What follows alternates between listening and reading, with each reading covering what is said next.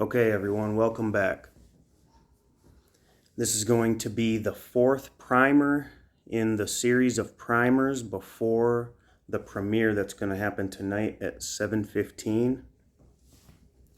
And I just wanted to make these primers because I think they will offer a little bit of clarity to the depth that we're going to get into in that little lecture, the dry erase board lecture that's going to premiere tonight.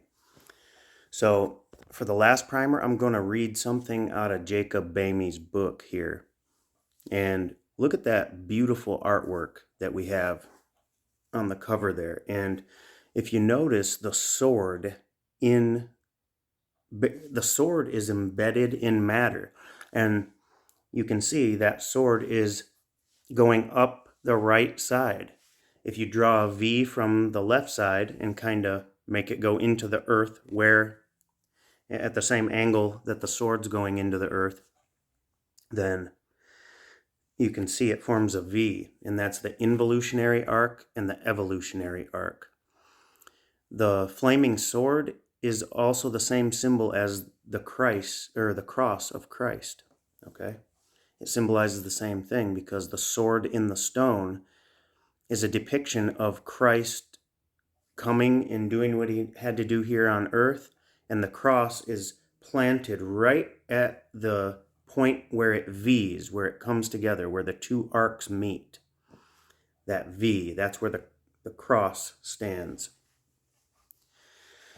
So, and the cross splits the arcs. Okay, and we'll learn about what the splitter is and why the sword represents that, who the splitter is, and the dual forms that he takes. Okay, we'll talk about all that in the premiere. But notice the sword is going up the right side. That's the evolutionary arc. You have to pull the sword from the stone to get past the guard, because that's guarding the tree of life. You got to be able to pull the flaming sword from the stone. Okay, that is the key to the myth of the sword and the stone. The initiate can pull the sword from the stone and go directly to the God mind. But the common humanity has to follow the evolutionary path because most people don't seek out and try to understand this stuff, so therefore it's going to take them a lot longer. Hopefully with these lessons we can provide more clarity for people so they can learn it themselves or take interest in it.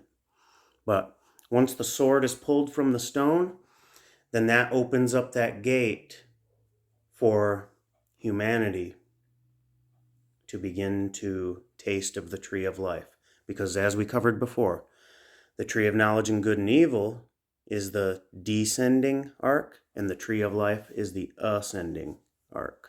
Okay? And the flaming sword guards the tree of life. But you can taste of the knowledge of good and evil. And that's what we're doing as we as we go through involution. We're taking on material forms, becoming this finally sacred geometric form that we are now, and then we will evolve back up the chain. So let's take a look at what Boehme says on God and creation. Okay, and this is going to be important. And I mean, technically, you don't have to watch the primers first, but make sure you do watch the primers. Go back and watch them. And I don't know if we're going to read this entire chapter, but we'll read a little bit of it so we can get a good little primer here. Okay, this is Boehme, God and Creation, of the first principle of the divine essence. Seeing we are now to speak of God, what he is and where he is, we must say that God himself is the essence of all essences, for all is generated or born, created and proceeded from him, and all things take their first beginning out of God, as the Scripture witness, saying, through him and in him are all things. Also the heaven and the heaven of heavens are not able to contain him. Also, heaven is my throne, and the earth is my footstool. And in our Father is mentioned, thine is the kingdom and the power. Understand all power. But there is yet this difference to be observed, that evil neither is nor is called God. This is understood in the first principle, where it is the earnest fountain of the wrathfulness, according to which God calleth himself an angry, wrathful, and zealous God. For the original of life and of all mobility consisteth in the wrathfulness. Yet, if the tartness be kindled with the light of God, it is then no more tartness, but the severe wrathfulness is changed into great joy. Now, when God was to create the world and all things, he had no other matter to make it of, but of his own being, out of himself.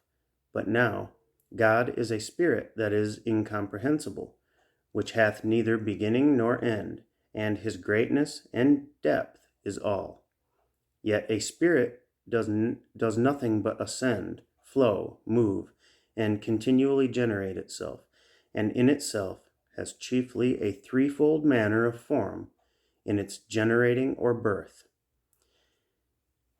These three forms are bitterness, harshness, and heat. And these three manners of forms are none of them the first, second, nor third, for all these three are but one, and each of them generate the second and the third. For between harshness, in parentheses attraction, and bitterness, in parentheses repulsion, fire is generated. Now think of what we just said. In between harshness, which he says is attraction, and bitterness, which is repulsion, think of the involutionary arc and the evolutionary arc, okay? And where is the cross? It's directly in between them. And the cross is on fire because the cross is also the flaming sword, which guards the tree of life. It is the sword in the stone, as to say, okay? It's planted in the earth. But what does Bamey say here? He says, between harshness and bitterness, which he calls attraction and repulsion, fire is generated. That is the symbolism of the flaming sword. It splits the two. It's directly in between attraction and repulsion. Okay? Attraction is involution, repulsion, evolution. And the wrath of fire is the bitterness or sting itself, and the harshness is the stock or father of both of these, and yet is generated of them both. For a spirit is like a will, sense or thought, which rises up, and in its rising beholdeth, perfecteth, and generate itself. Okay? Now this cannot be expressed or described, nor brought to the understanding by the tongue of man, for God hath no beginning. But I will set it down as if he had a beginning, that it might be understood what is in the first principle, whereby the difference between the first and second principles may be understood, and what God or Spirit is. Indeed, there is no difference in God, only when it is inquired from whence evil and good proceedeth, it is to be known. What is the first original fountain of anger and also of love, since they both proceed from one and the same original, out of one mother, and are one thing. Thus we must speak after a creaturely manner, as if it had a beginning, that it might be brought to be understood. Okay, so I'm going to keep this pretty short. I think that's good enough to read right there, just as a primer, because we're going to cover this like very, very in-depth later on. But just try to think of what he said there. And when he talks about the beginning and how there's harshness, well, to understand that, you have to understand the sacrifice God made. In the beginning, he was harsh to himself, and that'll make sense later on. He was harsh to himself because he broke a piece of himself off and sent it downward. That was his sacrifice. He literally took his own bodily makeup, which is much different than ours, obviously. He lives in a completely different form of matter than we live in, because he is more ethereal. But as he sent it down the chain, he broke pieces of his mind and body off and sent it down, and that generated a creator below him, and then that creator did the same thing and generated a creator below him, all the way down the chain until man was made, and we are part of that chain as well. Okay, and that's important to understand. We are part of the divine hierarchy. So just try to conceptualize that, and this will act as another little primer for the in-depth lesson we're about to cover later on. That's going to do it for now. I will talk to you guys later. Thanks again for listening.